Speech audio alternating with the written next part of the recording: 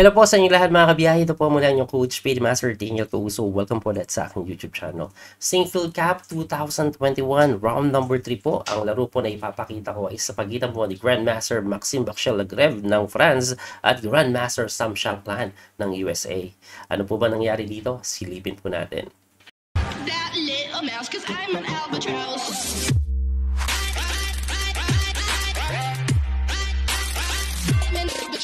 Sa game po na to, white po si MPL. Ang tinira niya po ay E4, nag-E5 naman si Sam, Knight F3, Knight C6, Bishop C4, and then Bishop C5. So, ito po yung Italian game na Gyuko Pianissimo. So, pagka Bishop C5 po, nag-C3, Knight F6, and then D3. Ayun. Pagka D3, nag-D6 si Sam, nag-casing na si MBL, and then A6 lang. Ayun. Typical po na tira yan dyan. Binibigyan po ng bahay yung Bishop mamaya. Papunta po ng A7. Ang ginawa ni MBL, A4 lang eh. Very aggressive. Nag-8-6 naman si Sam. Nag-Rook E1, and then Bishop A7. Umatras na agad. Pagka Bishop A7, Knight BD2. Bishop E6 si Sam Shankland dito, kinain lang po yan ni MBL, kinain lang din, and then nag-Knight F1 yan. Typical po na ikot yan eh. Ganyan talaga ikot, then magna-Knight C3. Si Sam Shankland po dito, tumira po ng isang novelty, at ito po yung A5 lang.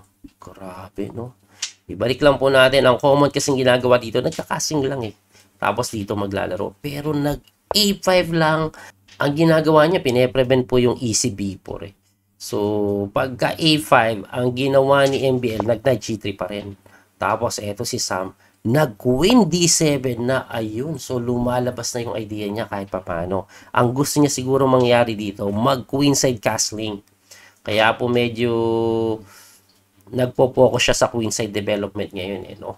Ang nangyari nga, Queen D7, Bishop E3, kinain lang po yan ni Sam.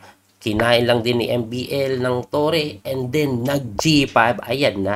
So, halatang-halata na mag-Queenside casting ito kasi nagwawala po siya sa king side eh. Gusto pong mag-pawn storm eh. Ibig sabihin niya talagang sa kabilang side po yan magkakastling. At naramdaman po yun ni MBL na magkakastling siya sa kabilang side. Kaya ang ginawa dito, nag-D4. Tinulak yung pawn. Pagka D4 po, nag-castling na nga ito pong si Sam Shankland, and then nag-D5 lang si MBL. Pagka D5, E takes D5, E takes D5, and then Knight E7. So, pinipressure po ito pong D5, napilitan po mag-C4. At napakaganda po ng idea ng C4 eh. Kasi, pagka C4 po, tinira ni Sam Shankland, nag-Knight G4, inatake yung Torre. Yung Torre, tumakbo po yan, Rook B3, yung pala yun. So, not just simply to depend upon, pero binigyan po ng access yung Torre dito sa B3. May mga idea, Rook B5. Ayan, pressure po itong A5. Tapos, pag dinipensan, may mga B4. Talagang babasagin yung queen side. Ayun. So, ang ginawa dito ni Sam, Rook DF8 lang. Ito si MBL, Queen E1. Inatake po ito pong pawn sa A5. Nag-B6 para depensahan, and then Rook B5. Pagka Rook B5, medyo nakakatakot na, no? May mga B4. Yun na nga, oh. Pag kinain, A5, butas. Grabe yung dalawang Torre. Mananalasa sa king ng black. Pero may maganda palang counterplay dito. Ito pong si Sam Shankland.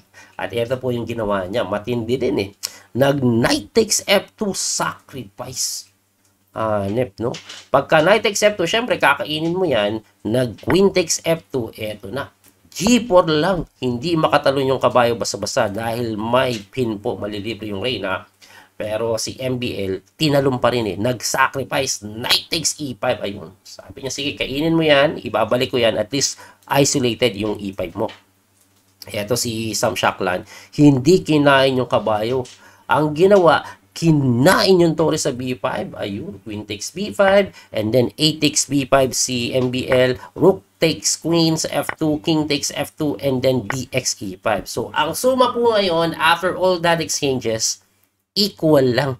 Pantay po ng pawn, knight, and rook, parehong side. So, very equal po ito. So, pagka pawn takes E5, King E3 was played. So, ina-activate na po yung hari. Si Sam naman, nag-Rook F8, kinontrol yung file. Nag-Rook F1 si MBL, hinamon, kinain po yan. Rook takes F1, Knight takes F1, and then Knight F5 check. Pagka Knight F5, nag-King lang po sa D3.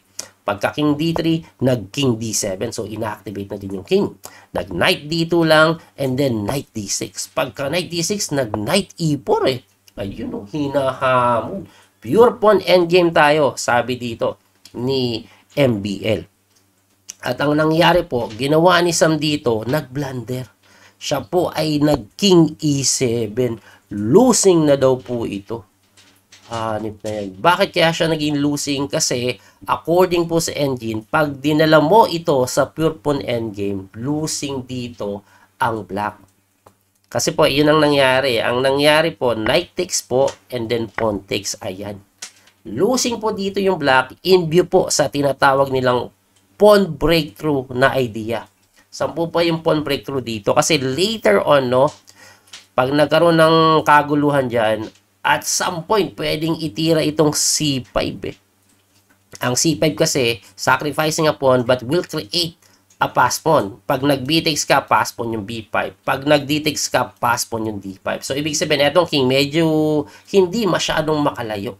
Ganun ang mangyayari. Ibalik ko lang po ng konti, no, bago ko po ito ituloy. Sabi dito, kung gusto daw po makatabla ni Sam, kailangan i-atras niya yung kabayo niya. Huwag siyang papayag sa pure pawn endgame dahil losing daw. Ayan. So, yun na nga. Nag-king move, nag-knight takes, and then pawn takes. Ayun. Pagka pawn takes po, nag-king lang po sa E4 si MBL, nag-king naman sa F6, nag-B3 lang, and then nag-king sa G6, at dito na po, pinawalan na ni MBL yung kanyang barahan na pawn breakthrough. Siya po ay nag-C5. Pagka C5, nag-C takes, nag-DX C5 lang po yan. Forsado po yun, hindi pwede yung B. Ang bilis masyado noon. Ang ginawa naman dito ni MBL, matindi.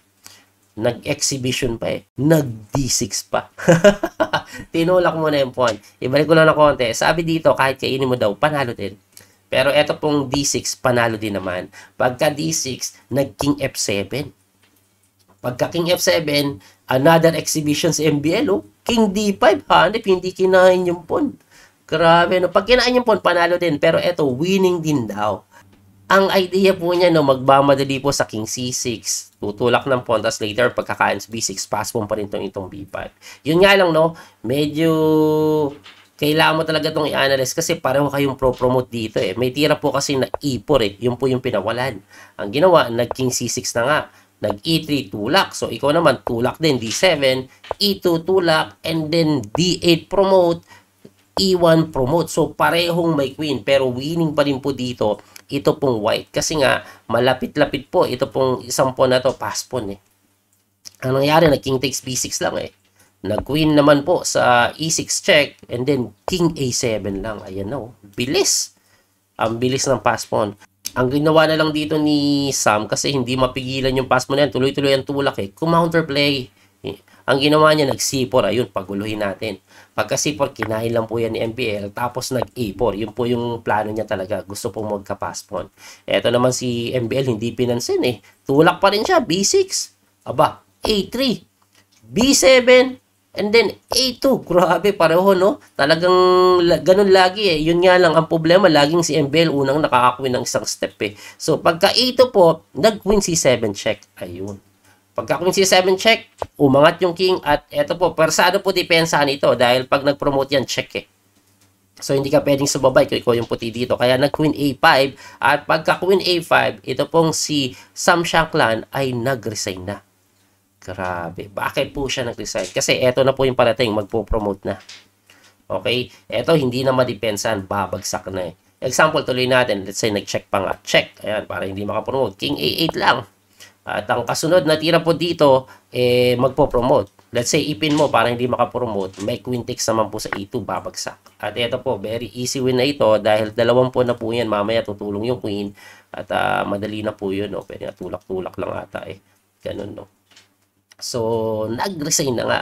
At dahil doon po, no, after po ng round number 3, ito pong si MBL ay isa po sa mga leader ng torneo. Ito po yung current standing ngayon. Ayan, no. So, katay niya po si Caruana, Wesley So, and MBL sila po ay 2.5 out of 3. Ayan, so grabe, no?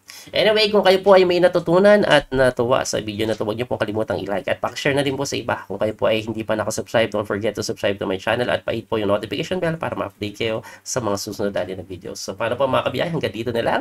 Ito po muli ang yung Coach P. The Master Daniel Causo. Maraming pong salamat at God bless po sa inyo lahat. Bye-bye po. That little mouse, cause I'm an albatross.